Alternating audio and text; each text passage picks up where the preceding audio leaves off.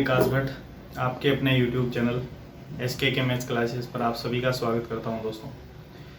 दोस्तों प्रायिकता हम पढ़ चुके थे और प्रायिकता के साथ साथ काफ़ी टॉपिक हम कवर कर चुके हैं और जो नया टॉपिक हम लेकर चल रहे हैं दोस्तों उसका नाम है गुणनखंड यानी फैक्टर्स। उससे संबंधित हम कुछ नॉर्मल चीज़ें देख चुके हैं, जैसे सर्वसंभव गुणनखंड क्या होते हैं और अभाज्य गुणनखंड से संबंधित क्वेश्चन किस तरीके से हल किए जा सकते हैं। आज जो हम देखने वाले हैं यहाँ हम दो चीज़ें कवर करने वाले हैं दोस्तों। एक टॉपिक तो हम कवर करने वाले हैं कि पदों का जो है दोबारा समूहन किया जाए और उसके गुणनखंड ज्ञात किए जाएं। और ये कंडीशन कब होगी दोस्तों, जब हमारे पास 4 या 5 पद या 6 पद दिए हुए होंगे, ठीक है ना। विषम में वो मुश्किल मिलेंगे पद, सम रूप में ज़्यादा मिलेंगे, क्योंकि कॉमन लेने के बाद में एक ग्रुप अलग से वापस बनेगा, ठीक है ना। फिर उसमें से कॉमन वापस लिया जा सकता है। तो इस प्रकार से ये प्रक्रिया चलेगी। तो अधिकतर जो प्रश्न आएंगे वो 4 पदों में आएंगे या 6 में हो सकते हैं, 8 में हो सकते हैं, इस प्रकार के क्वेश्चन होंगे। तो वहां हमें पुनः समूहन करना है, यानी दोबारा उसका समूह बनाना है। और इसके बाद हम देखने वाले हैं कुछ ऐसे पद जो ax² + bx + c के रूप में हो, यानी द्विघात बहुपद के रूप में हो, द्विघात गुणनखंड के रूप में हो। तो उन प्रश्नों को हम देखने वाले हैं। तो चलिए दोस्तों आज का जो सेशन है उसको शुरू करते हैं। क्वेश्चन नंबर 1 देखिए, जिसको हमें दोबारा ग्रुप बना के हल करना है। देखिए ax + bx + ay + by + az + cz, ठीक है ना, के गुणनखंड ज्ञात कीजिए। इसको हमने पहले भी किया था, फिर हम एक बार वापस देख लेते हैं। ax + bx ay + by az + cz। देखिए यहाँ क्या कॉमन है दोस्तों, यहाँ x कॉमन है, तो यहाँ तो a बच गया और यहाँ बच गया b, यानी अंदर क्या लिख सकते हैं हम, a + b लिख सकते हैं। प्लस इस वाले पद में क्या कॉमन है दोस्तों, y यहाँ भी आ रहा है, यहाँ भी आ रहा है, यानी y कॉमन है, तो अंदर क्या बच जाएगा, a + b। प्लस यहाँ भी क्या कॉमन है, z कॉमन है, तो अंदर क्या बच गया, a +, यहाँ पर b होना चाहिए। प्रश्न एक बार मैं चेक कर लेता हूँ। यहाँ पे दोस्तों थोड़ा सही कर लीजिएगा इसको, यहाँ पर b है, ठीक है। तो ये cz की जगह क्या आएगा, bz, तो यहाँ b आ जाएगा। अब आप देख पा रहे हैं कि ये जो पद है a + b ये सभी में कॉमन है, तो हम दोबारा कॉमन ले सकते हैं। ये a + b हमने कॉमन ले लिया और बाहर वाले जो पद हैं उनको एक साथ लिखेंगे, यानी x + y + z। ये इसका आंसर होगा दोस्तों, ठीक है। तो आपको क्या करना है, कॉमन लेते हुए हल करना है और उसके ग्रुप बनाने, समूह बनाने, उससे ही आसानी से हल हो सकता है। इसके बाद ध्यान दीजिए आगे दूसरा क्वेश्चन क्या है। देखिए 2xy + 3 + 2y + 3x के गुणनखंड कीजिए, ये प्रश्न दिया हुआ है, ठीक है। यहाँ हम देख पा रहे हैं दोस्तों कि इन दोनों में से कुछ भी कॉमन नहीं लिया जा सकता। तो कॉमन नहीं लिया जा सकता, तो जो जैसा कि पद का नाम है पदों के पुनः समूहन, तो हमें क्या करना है, इनको व्यवस्थित करना है। व्यवस्थित करने के लिए हम देखिए इसको किस तरीके से लिख सकते हैं। 2xy, मैं 2y को पहले लिख रहा हूँ, ठीक है, ताकि कॉमन लिया जा सके, और आगे 3 + 3x लिखेंगे ताकि इसमें से भी कॉमन लिया जा सके। ध्यान दीजिए आगे, यहाँ हम देख पा रहे हैं कि दोस्तों दोनों में कॉमन चीज क्या है, y दोनों में आ रहा है और 2 भी दोनों में आ रहा है, ठीक है ना। तो यहाँ से 2y कॉमन आ जाएगा, ठीक है।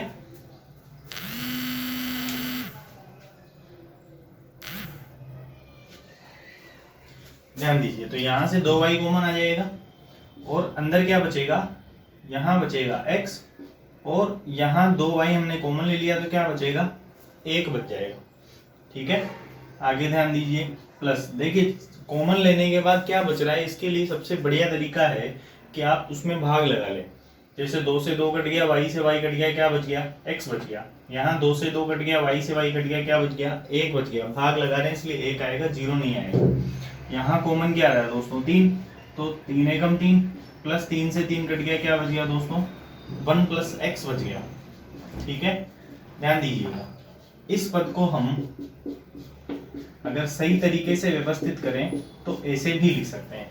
1 + x को हम क्या लिख सकते हैं, x + 1 लिख सकते हैं। ध्यान दीजिए आगे, तो यहाँ हम देख पा रहे हैं कि x+1 जो है वो दोनों तरफ आ रहा है, तो x+1 मैंने कॉमन ले लिया और जो बाहर वाला पद है उसका एक जोड़ा अलग से बना देंगे, तो 2y+3।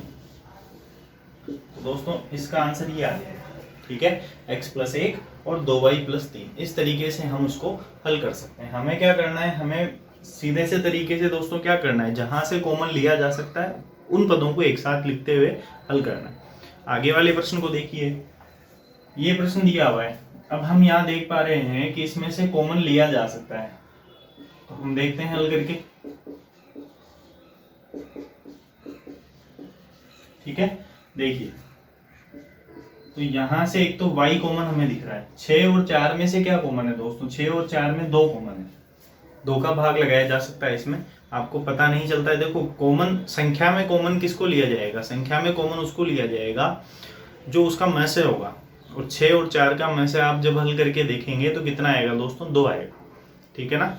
6 के टुकड़े करोगे 2 × 3 होंगे, और 4 के क्या होंगे, 2 × 2। दोनों में कॉमन चीज क्या है, 2 ही है, तो 2 हम ले सकते हैं। यहाँ अंदर क्या बचेगा, देखिए 2 से ये कट गया 3 बार में, और y से y कट गया, और केवल क्या बचा दोस्तों, x बच गया, ठीक है।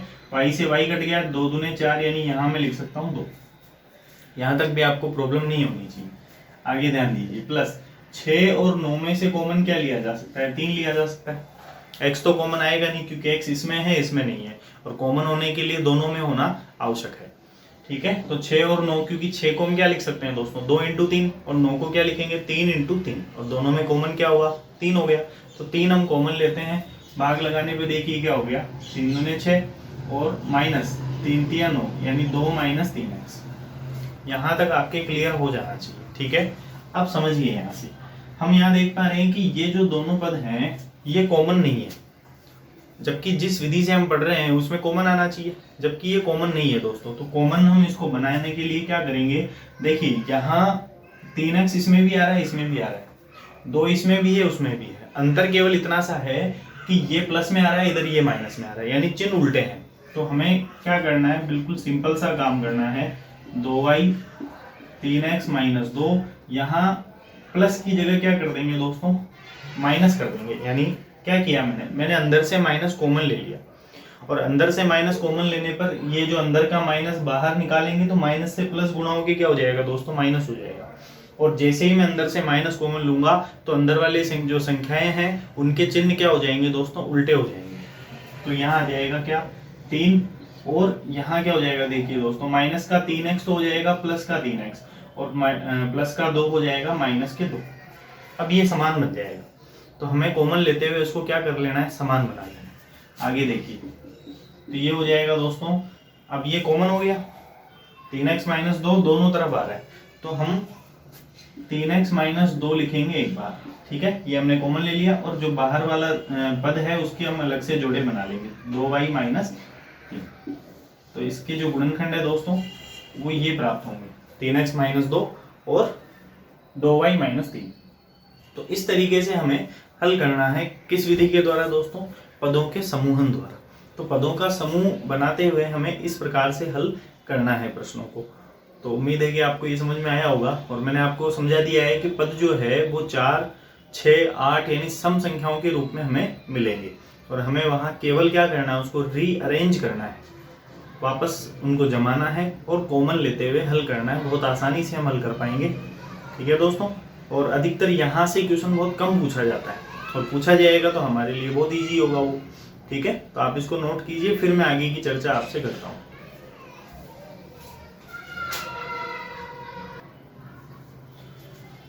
ध्यान दीजिए दोस्तों आगे। तो अब जो हम विधि पढ़ने वाले हैं इससे संबंधित क्वेश्चन एग्जाम में हमें देखने को मिल सकते हैं दोस्तों, क्योंकि ये थोड़ी सी टफ पड़ती है। बच्चों को अगर आएगी तो ही वो प्रश्न हल कर पाएंगे, नहीं तो नहीं कर पाएंगे।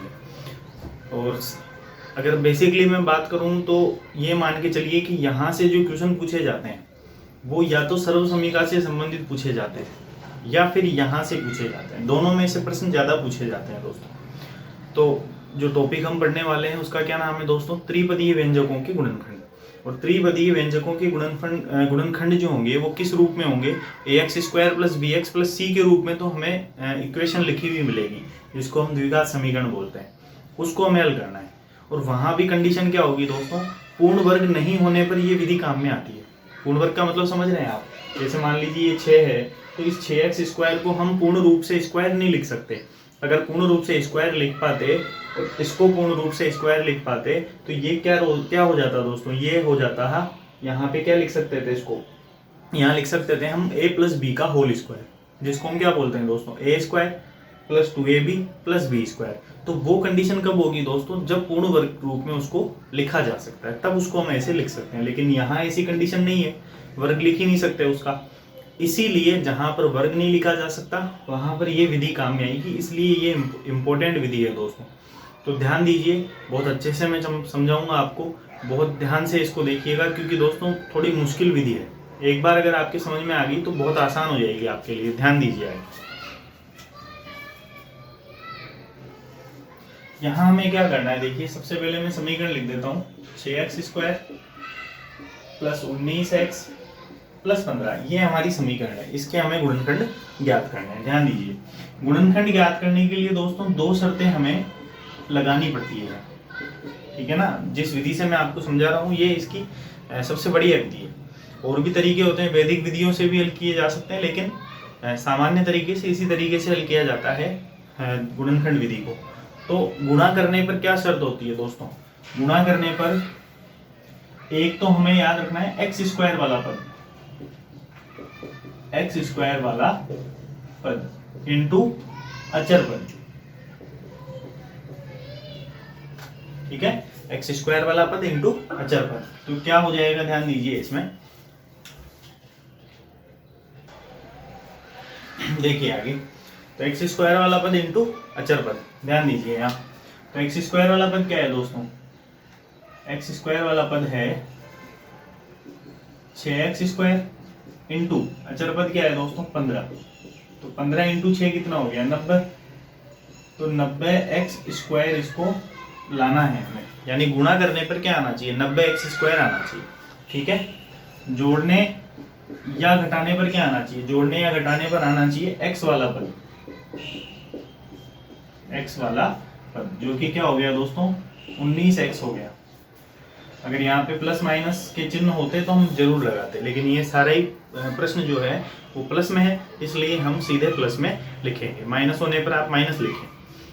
तो यहाँ तक हम लिख चुके हैं। ये दोस्तों बेसिकली शर्तें कहलाएंगी इसकी, जो भी गुणनखंड हमें निकालने हैं उसकी शर्तें हैं ये, कि गुणा करने पर तो क्या आना चाहिए 90x² आना चाहिए, और जोड़ने या घटाने पर क्या आना चाहिए 19x आना चाहिए। किस तरीके से हल करना है ध्यान दीजिए आगे। तो हमें दोस्तों 90x² के टुकड़े करने पड़ेंगे। 90 के गुणनखंड क्या क्या होते हैं वो हम देखेंगे, देखिए इधर। तो 90 के गुणनखंड क्या होते हैं दोस्तों, 1 × 90, 2 × 45, 3 × 30, 4 का भाग नहीं जाएगा 90 में, 5 × 18, 6 का भाग भी चल जाएगा, 6 × कितना हो गया देखिए 15, 6 × 15, 7 का भाग नहीं जाएगा, 8 का नहीं जाएगा, 9 का जा सकता है, 9 × 10, और 9 × 10 के बाद क्या आएगा 10 × 9, जो कि इसी लाइन में आ गया। और मैंने आपको समझाया भी था कि जब से मतलब जहां से उल्टा आना शुरू हो जाए ना, वहीं से हमें उसको लिखना बंद कर देना है, गुणनखंड वहीं तक होंगे उसके। तो 10 × 9 इसी में आ गया, तो इससे आगे गुणनखंड नहीं होंगे। क्या करना है ध्यान दीजिए आगे, यहाँ से हमें ये देखना है, देखिए गुणा करने पे तो 90x² आना चाहिए, तो गुणा करने पर 90x² इन सब से आएगा, सभी से 90 आएगा, क्योंकि इसी के तो गुणनखंड है ये। लेकिन जोड़ने या घटाने पर, जोड़ने या घटाने पे क्या आना चाहिए 19 आना चाहिए, तो 19 सबसे नहीं आएगा। ध्यान दीजिए 90 और 1 क्या होगा 91, यानी इससे नहीं आएगा 19। 45 और 2 47 होगा, तो इससे भी नहीं आएगा। घटाने पे भी 43 होता है, तो ये भी नहीं हो सकता। 30 और 3 कितना हो गया दोस्तों 33 हो गया, और घटाने पे 27 हो गया, तो इससे भी नहीं आएगा। 18 और 5 कितना हो गया 23, और 18 में से 5 घटाएंगे तो 13 हो गया, यानी इससे भी नहीं आएगा। 15 में 6 जोड़ेंगे 21 बनेगा, लेकिन घटाने पर क्या होगा दोस्तों 9 हो जाएगा, तो ये भी नहीं होगा। 10 और 9 जोड़ने पे कितना हो रहा है 19 हो रहा है, यानी ये हो सकता है। तो इसके जो परफेक्ट टुकड़े हैं दोस्तों, जो फैक्टर हैं, वो क्या हो जाएंगे 10 और 9, ठीक है। तो यहाँ हमें टुकड़े मिल चुके हैं, पहला टुकड़ा 10 है, दूसरा 9 है। चाहे पहले को 9 दूसरे को आप 10 लिख सकते हैं, बात एक ही है, उल्टा भी लिखा जा सकता है। तो यहाँ तक तो हम पहुंच चुके हैं दोस्तों। हमें क्या करना है, ये जो संख्या हमें प्राप्त होगी, कौन सी संख्या, एक्स स्क्वायर का पद इंटू अचर पद, इससे जो संख्या हमें मिलेगी उस संख्या के हमें क्या करना है, सर्वसंभव गुणनखंड निकालना है और उन सर्वसंभव गुणनखंडों को इन दोनों शर्तों के हिसाब से लिखना है। तो गुणा करने पे तो पूरे गुणनखंड आएंगे क्योंकि वही तो उसके गुणनखंड है, लेकिन जोड़ने या घटाने पर जो वैल्यू आ रही है वो सबसे नहीं आएगी, कुछ मान होंगे या एक ही मान होगा उससे आएगी, और वही इसके परफेक्ट गुणनखंड होंगे, परफेक्ट फैक्टर होंगे। तो वो हमने लिख लिया है 10 और 9। तो यहाँ तक की प्रक्रिया शायद आपको समझ में आ गई होगी। समीकरण दोस्तों किस रूप में है, समीकरण है x के रूप में, तो यहाँ हम लिखेंगे 10x और यहाँ लिखेंगे 9x। अगर समीकरण y में होती तो हम क्या लिखते हैं इसको, 10y और 9y। क्लियर है यहाँ तक तो। अब ध्यान दीजिए आगे, तो ये दोनों गुणनखंड हमें लेना है। अब यहाँ से एक चीज समझिए कि ये दोनों ही चिन्ह देखिए प्लस में है, पूरा समीकरण जो है वो प्लस में है, तो यहाँ चिन्हों की प्रॉब्लम नहीं होगी, दोनों ही मान जो है वो प्लस में आ जाएंगे। तो यहाँ तो चिन्हों का कोई विशेष रोल नहीं है। अगर प्रश्न प्लस में है तो आपको दिमाग नहीं लगाना है चिन्हों के ऊपर। तो हम सीधे यहाँ मान रख लेते हैं 6x स्क्वायर, और ये जो टुकड़े हैं ना दोस्तों, ये लिखे जाते हैं x वाले पद की जगह, इस चीज का ध्यान रखिएगा। 19x की जगह क्या लिख देंगे हम, 10x और 9x, तो plus 10x plus 9x plus 15। ठीक है यहाँ तक तो। अब क्या करना है, अब ये देखिए 4 पद बन गए हैं। अब 4 पद बनने के बाद हम क्या करते हैं, कॉमन लेते हैं, समूह बनाते हैं उसके। तो ये एक समूह ये हो गया, एक समूह ये हो गया। पहले समूह में से हम कॉमन लेंगे तो एक तो x कॉमन आ रहा है, x स्क्वायर, और x में से क्या कॉमन आ जाएगा दोस्तों, x आ जाएगा। 6 और 10 में से क्या कॉमन आएगा, 2 आ जाएगा। तो 2x हम कॉमन ले सकते हैं। भाग लगाने पे देखिए क्या आएगा, 2 तिया 6, और x से x कटने पर क्या आ जाएगा दोस्तों, x आ जाएगा। प्लस यहाँ 2 पंजे 10, और x से x कटने पर केवल 5 ही आएगा। क्लियर है यहाँ तक तो। यहाँ प्लस ऐसा का ऐसा, और यहाँ 9x और 15 में से x तो कॉमन नहीं आ सकता, लेकिन 9 और 15 में से क्या कॉमन है दोस्तों, 3 कॉमन है। आप में से निकालेंगे पता चल जाएगा, 9 और 15 का में से क्या आएगा, 3 आएगा। तो ये हो गया 3 तिया 9 यानी 3x, और 3 पंजे 15 यानी 5। क्लियर है यहाँ तक तो। ध्यान दीजिए आगे, तो हम देख पा रहे हैं कि ये दोनों जोड़े जो हैं वो समान है। तो यहाँ हम लिख देंगे 3x प्लस 5, और बाहर वाले जोड़े का अलग से मान लिखना पड़ेगा 2x प्लस 3। तो इसके जो गुणनखंड है दोस्तों वो ये प्राप्त होंगे। ठीक है, तो इसके गुणनखंड क्या प्राप्त हो जाएंगे, ये हमें प्राप्त हो जाएंगे। और अगर हमें कहा जाए कि गुणनखंड विधि से हल कीजिए, देखिए यहाँ प्रश्न किसने क्या पूछा है, यहाँ गुणनखंड याद कीजिए। अगर ये कहे कि गुणनखंड विधि से हल कीजिए, तो हल करने पर हमें क्या करना है, ध्यान दीजिए। हल करने पर आपको इन मानों को 0 के बराबर रखना है। 3x प्लस 5 बराबर 0, ठीक है, और 2x प्लस 3 बराबर 0। तो ये 5 तो इधर आ जाएगा दोस्तों, तो क्या हो जाएगा, 3x बराबर माइनस के 5। ये प्लस का 5 उधर जाएगा तो क्या हो जाएगा, माइनस के 5। 3 यहाँ गुणा में इधर आते ही भाग लग जाएगा, यानी x बराबर हो गया -5/3। तो पहला मान तो क्या आएगा दोस्तों, x बराबर -5/3। और इधर से हल करेंगे तो 3 उधर जाने पर क्या हो जाएगा, -3, और 2 गुणा में है तो उस साइड जाते ही क्या हो जाएगा दोस्तों, भाग हो जाएगा, यानी -3/2। तो प्रश्न बिल्कुल सीधा सा है दोस्तों। अगर हमसे पूछा जाता है गुणनखंड याद कीजिए तो यहाँ तक इसका आंसर होगा, और कहा जाए कि गुणनखंड विधि से हल कीजिए तो यहाँ तक हमें आंसर लिखना पड़ेगा। तो बिल्कुल सिंपल सी चीज़ है, लेकिन काफ़ी इंपॉर्टेंट चीज़ है। तो आप इसको नोट कीजिए, फिर मैं आगे की चर्चा आपसे करता हूँ।